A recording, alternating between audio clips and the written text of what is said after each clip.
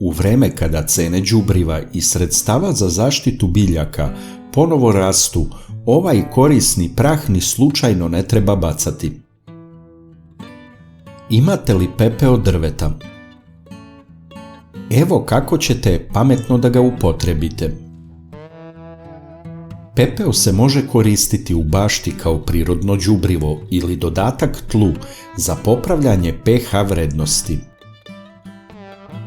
Pepeo sadrži kalijum, kalcijum, fosfor, magnezijum i druge minerale koji mogu pomoći biljkama da bolje rastu.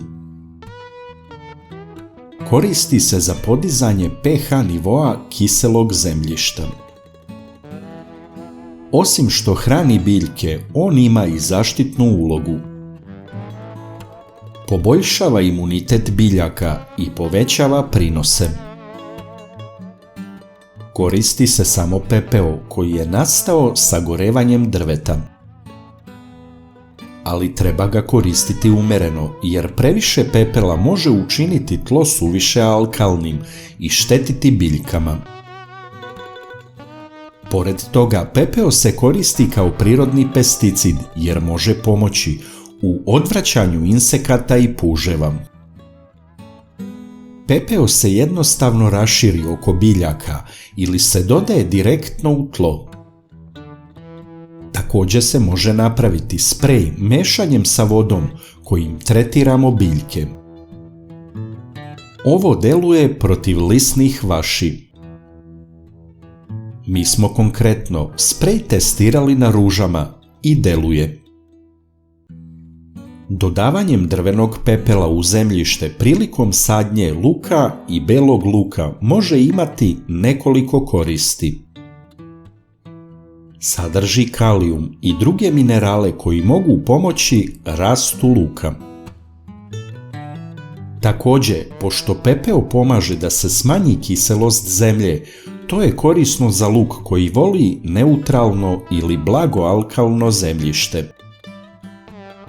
Opet naglašavamo, treba ga koristiti umereno, jer prevelika koncentracija može učiniti zemljište previše alkalnim i štetiti luku. Najsigurnije je da se prethodno izmeri pH vrednost zemljišta pomoću pH metra ili najpreciznije laboratorijskom analizom. Preporučuje se da se pepeo dodaje u jamice pre sadnje luka. Preporučena količina je 2 šolje po kvadratnom metru. Pepeo može biti korišćen kao prirodni repelent protiv lukove muve. Pepeo je efikasan jer lukova muva ne podnosi kontakt sa pepelom. Kada se prosipa oko biljaka, pepeo čini površinu neprijatnom za muve, tako da se one neće približavati biljkama. Pepeo je efikasan prirodni insekticid i repelent. On deluje tako što uništava i ometa rad insekata i puževa. Čini biljke otpornim na bolesti i napada štetočine. Pepeo ima tu sposobnost da odbije insekte zbog svojih aktivnih komponenti kao što su kalijum, kalcijum i silicijum. Rastvor pepela u vodi se stavlja u prskalicu i dobija se sprej ili se može posuti direktno na biljke. Treba imati na umu da prevelika koncentracija može oštetiti biljke. Također preporučuje se da se testira na malom području pre nego što se koristi na većem području. Ko se bavi gajenjem povrća zna da puževi mogu naneti velike štete i znatno umanjiti prinos. Posebno obožavaju da jedu zelenu salatu. Zato mi posipamo pepeo oko zelene salate. Pepeo se koristi kao prirodni repelent protiv puževa. On deluje tako što stvara neprijatnu i suvu površinu za puževe. To im ne odgovara za njihovo vlažno stopalo, pa ih sprečava da se približe biljkama. Pepeo čini okolinu manje prijatnom za puževe zbog svoje aktivne komponente kao što su kalijum, kalcijum i silicijum. Drveni pepeo je posebno koristan i kao prihrana za paradajz. Paradajz je veliki potrošač kalijuma. Paradajzu su potrebni kalijum, kalcijum, magnezijum i fosfor koji se nalaze u pepelu. Zato đubrenje pepelom uglavnom pozitivno utiče na razvoj ploda paradajza, imunitet biljke, zaštitu od bolesti i povećanje prinosa. Pepeo je dobar za paradajz i to je neosporna činjenica, ali ga je potrebno hraniti optimalnom količinom drvenog pepela. Neki stručnjaci kažu da 100 do 200 grama pepela po kvadratnom metru ne može biti štetno za paradajz, nego naprotiv samo korisno. Zašto je korisno dodavati drveni pepeo prilikom sadnje krompira? Krompir je veliki potrošač kalijuma.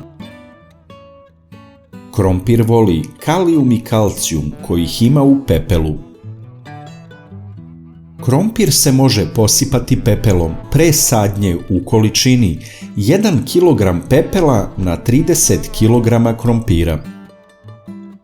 Krompir je biljka koja voli neutralno do blago alkalno zemljište, tako da pepeo može pomoći da se postigne idealno zemljište za rast krompira.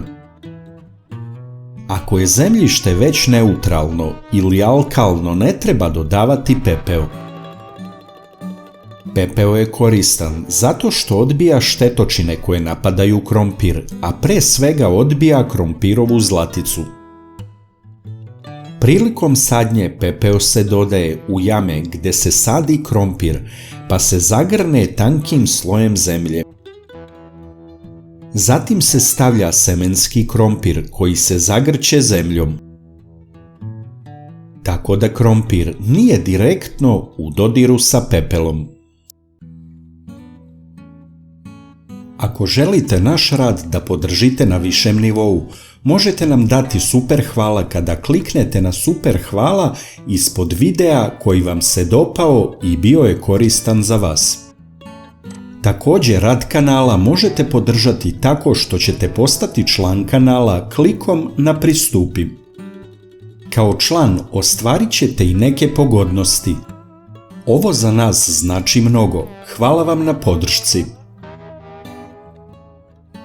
Kliknite like, prijavite se na naš kanal, a zatim kliknite zvonce i odaberite sve kako biste bili obavešteni o novim zanimljivim sadržajima.